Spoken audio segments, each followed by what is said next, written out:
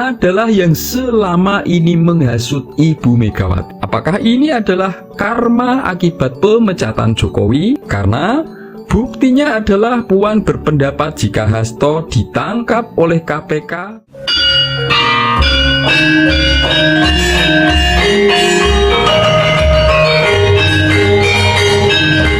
Assalamualaikum warahmatullahi wabarakatuh. Salam sejahtera, salam rahayu untuk panjenengan semua.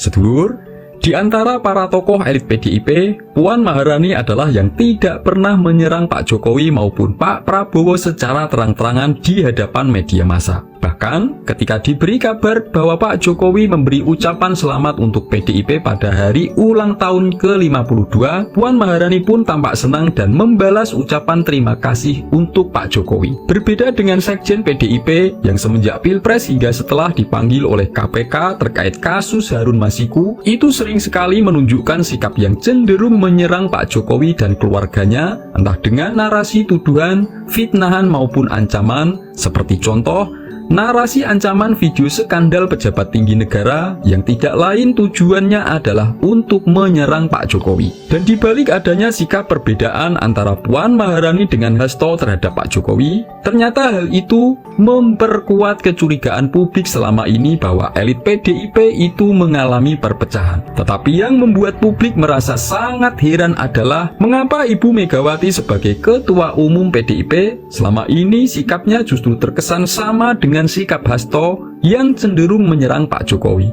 dan justru berseberangan dengan sikap anaknya yaitu Puan Maharani. Apakah ini adalah tanda bahwa suara Hasto itu lebih didengar dan dipercaya Ibu Megawati ketimbang suara anaknya sendiri yaitu Puan Maharani? Apakah Ibu Megawati juga lebih menyayangi Hasto ketimbang Puan sehingga harus terang-terangan membela Hasto dalam pidatonya dan bahkan rela mengancam akan mendatangi KPK juga Kapolri jika Hasto ditangkap? Apakah kecurigaan publik itu benar bahwa Hasto adalah yang menghasut Ibu Megawati sehingga membuatnya sangat benci dan dendam terhadap Pak Jokowi? Nah, jika diperhatikan dari apa yang dikatakan oleh Puan Maharani ketika ditanyai oleh awak media yang justru berbeda sikap dengan Hasto bahkan Ibu Megawati, itu jelas bahwa Puan sudah membongkar sendiri kelicikan Hasto dan seolah itu mempertegas bahwa Hasto adalah yang selama ini menghasut Ibu Megawati. Apakah ini adalah karma akibat pemecatan Jokowi? Karena buktinya adalah Puan berpendapat jika Hasto ditangkap oleh KPK seharusnya harus bersikap patuh sebagai warga negara yang baik, tidak justru bersikap seperti Ibu Megawati yang membela dan membuat narasi seolah memposisikan Hasto itu tidak bersalah, tetapi justru penegak hukum seperti KPK dan Kapolri yang sengaja menjadikan Hasto sebagai target. Bukti lain adalah menanggapi tuduhan bahwa Pak Jokowi ingin mengincar kursi Ketua Umum PDIP pun itu jelas disangkal oleh seorang Puan Maharani. Nah, secara sudut pandang spiritual dibalik apa yang selama ini telah ditunjukkan oleh Pak Jokowi, Puan Maharani, Ibu Megawati maupun Hasto, itu sebenarnya menunjukkan 7 pertanda siapa yang sejatinya adalah seorang politikus dan siapa yang sejatinya sebagai tokoh negarawan yang lebih mementingkan rakyat dan negara. Sebelum membahas satu persatu, silahkan tulis komen apapun harapan dan doa panjenengan semua untuk Indonesia. Bagi sedulur yang muslim, marilah sempatkan tulis komen sholawat agar hajat dan doa kita semua terkabul. Tanda yang pertama yaitu berkaitan dengan niat dan motivasi. Bagi seorang politikus, motivasinya itu lebih didasarkan pada ambisi pribadi, kekuasaan, atau kepentingan kelompoknya sendiri saja. Mereka cenderung fokus pada kemenangan jangka pendek atau kepentingan politik yang sempit.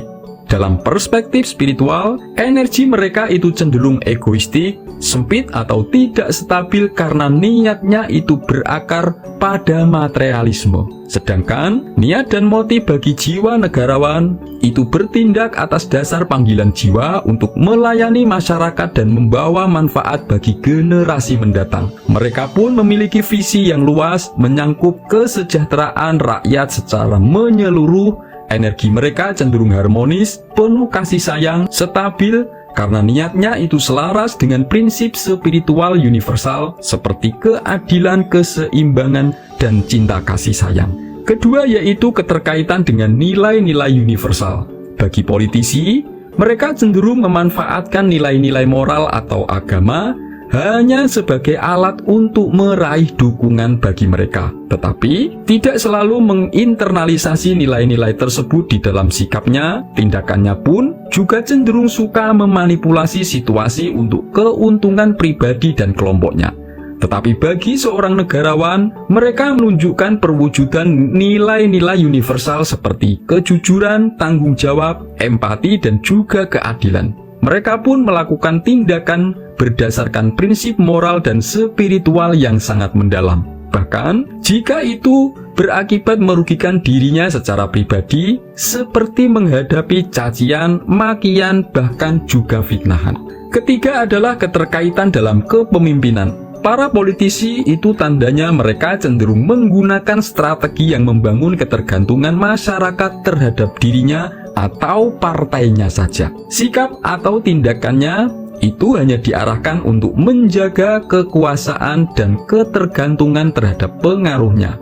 Dan negarawan, tandanya mereka itu memiliki jiwa yang memberdayakan rakyat sehingga masyarakat itu menjadi lebih mandiri dan sejahtera. Mereka memposisikan dirinya sebagai seorang pelayan, bukanlah penguasa, dan menginspirasi masyarakat untuk ikut bertanggung jawab dalam membangun peradaban bangsa. Lalu yang keempat yang berkaitan dengan fokus energi. Seorang politisi itu tandanya energi mereka sering berputar pada pencitraan, pada pengaruh, dan strategi politik mereka saja. Dalam perspektif spiritual, fokus tersebut itu dapat menciptakan energi yang penuh tekanan, yang berakibat pada konflik dan kegelisahan atau kekhawatiran-kekhawatiran. Sedangkan seorang tokoh negarawan, tandanya mereka itu fokus pada penyembuhan konflik, membangun harmoni, dan mengangkat moral masyarakat. Energi mereka pun itu terasa damai, bisa menyatukan dan membawa pada stabilitas karena mereka bekerja dengan prinsip spiritual, dengan prinsip cinta dan keseimbangan. Lalu yang kelima yaitu tentang sikap terhadap kekuasaan. Bagi politisi, kekuasaan itu mereka lihat sebagai tujuan akhir mereka. Dan mereka selalu berupaya untuk mempertahankan kekuasaan dengan segala macam cara, bahkan jika itu mengorbankan kepentingan rakyat. Tandanya mereka pun cenderung mudah tergoda oleh korupsi, manipulasi, atau hal-hal yang menurunkan integritas mereka sendiri.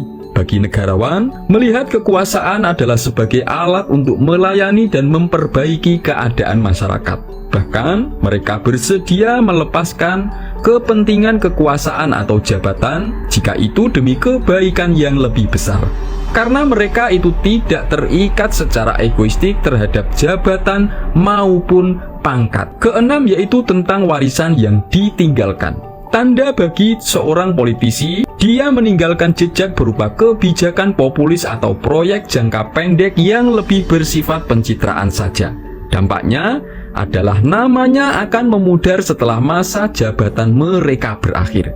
Sedangkan bagi negarawan, mereka meninggalkan warisan abadi berupa perubahan-perubahan positif yang dirasakan oleh generasi mendatang, baik itu dalam bentuk nilai, sistem, atau kesejahteraan masyarakat. Dan kehadiran mereka itu dikenang sebagai sosok yang menginspirasi, bukan sekedar pemimpin yang datang dan pergi. Lalu yang ketujuh yaitu tentang hubungan dengan spiritualitas seorang politisi. Mereka dalam dunia spiritual itu cenderung dipandang sebagai individu yang masih saja bergulat dengan ego dan ilusi duniawi saja. Mereka mungkin tidak sepenuhnya sadar akan dampak spiritual akibat tindakan-tindakan mereka. Tapi seorang tokoh negarawan, mereka dipandang sebagai jiwa yang matang secara spiritual, yang bersikap sebagai instrumen kehendak ilahi untuk menciptakan keseimbangan dan terwujudnya harmoni di masyarakat. Kesadaran mereka itu sudah melampaui batasan ego pribadi sendiri sehingga mampu melihat gambaran besar untuk kebaikan